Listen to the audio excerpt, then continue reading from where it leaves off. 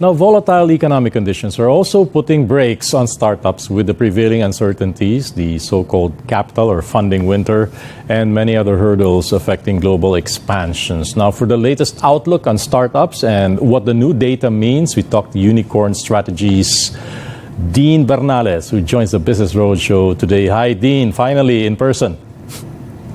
Thanks for having me, Stanley. All right, it's good to have you here in our Uniquecorn Strategies, along with Startup Accelerators QBO Innovation Hub and Launchgarage, releasing a study on Filipino startup founders and how they're adapting to current economic landscapes. Pretty interesting findings for 2024 with a generally pessimistic outlook for startup founders looking for external investments this year. Let's look at your findings now and tell us what these numbers mean.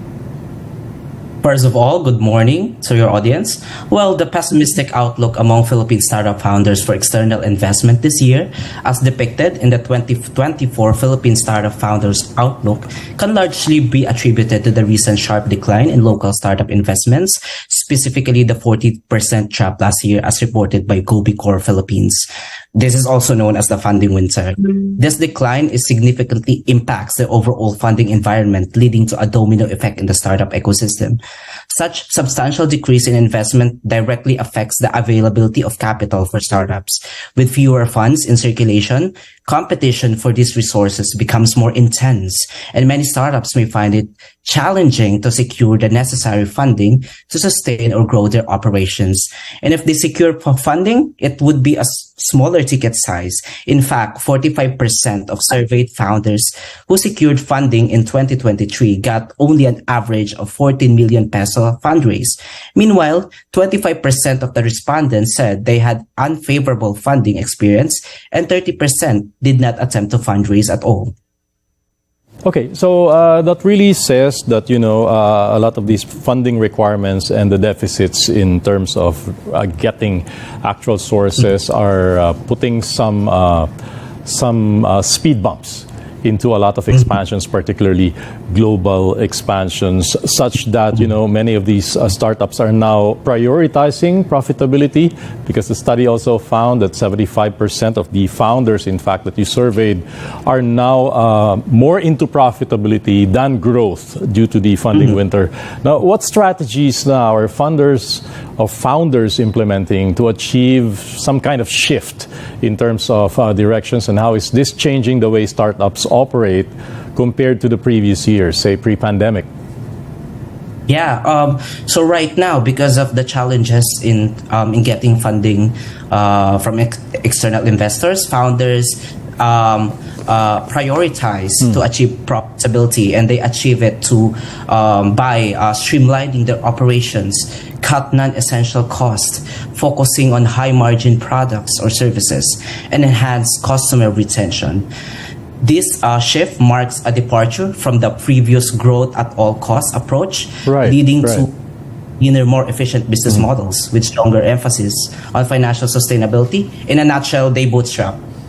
Okay, so how is that affecting expansion plans now? Because these are realities that we have to consider now. And in fact, we also have to consider the fact that this could mean a big thing for businesses like yours. Now, how are you responding to your new realities and your clients as well? Well, at Uniquecorn Strategies, we remain bullish, though we call this practice cautious pragmatism, you know. Yeah. So, yes, of course, we prioritize profitability, but at the same time, we also want to grow. But in our report, there's actually an interesting data here. Though startup founders are prioritizing profitability and as much as possible, reduce their costs. But in the data, based on the response, there's still an aspiration for international expansion, really, and 60% of them are eyeing markets in Southeast Asia. And there's a clear recognition of the opportunities beyond domestic borders. This isn't just about market expansion, I believe. It's about learning, adapting, and competing on a regional scale. So the best hope here is that, these expansion plans are just a bit delayed, if you will. Yes, yes, Okay. yes. And they're looking at to make that expansion 2 to 3 years from now. Okay, so you're really when the moving, situation becomes better. you're really moving your timelines now. Given the middling rating now for current government policies and the lack of beneficial policies identified by founders, what specific measures do you think should the government take to better support these startup ecosystems? Is this something that you can remedy with policy change or enhancements? Yeah, definitely. We reckon that the government's role in supporting startups is crucial, but unfortunately, in our founder study, it is seen as insufficient. Okay.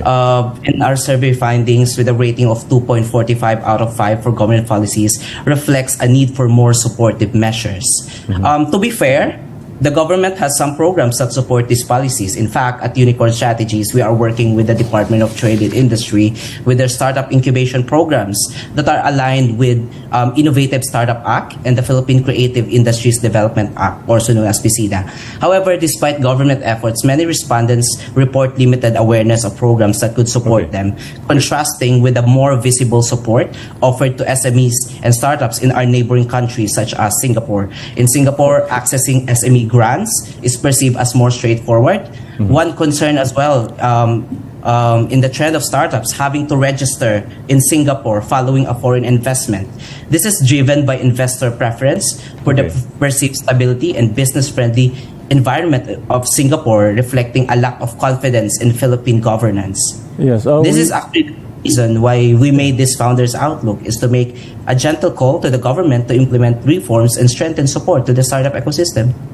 All right. We know for a fact, of course, that government has had some effort in terms of improving ease of doing business in the Philippines. Hopefully, these conditions, these policies should also cover startups. Now, we know, Dean, that, you might say it may take a village to raise a startup, if you will, now aside from government and, of course, the funding that they get from private groups. Who else do you think should get involved here? Organizations that might help. In fact, financial institutions, if you will, might have something to add to this. Definitely, yeah. Banks should reduce the rates. I think that will be very helpful. And to be fair as well, the private organizations are very supportive. 2 months ago, we held together with Kubo Innovation Hub and support from few Philippine government entities. We held the Philippine Startup Week, which is a celebration, a 1-week celebration of startups being resilient. Still, despite having the funding winter, so banks, startup accelerators, and also fellow founders. I think, most especially, they're checking out. It's important that they have to network, check out with each other from time to time, because mental health awareness is also very important right now.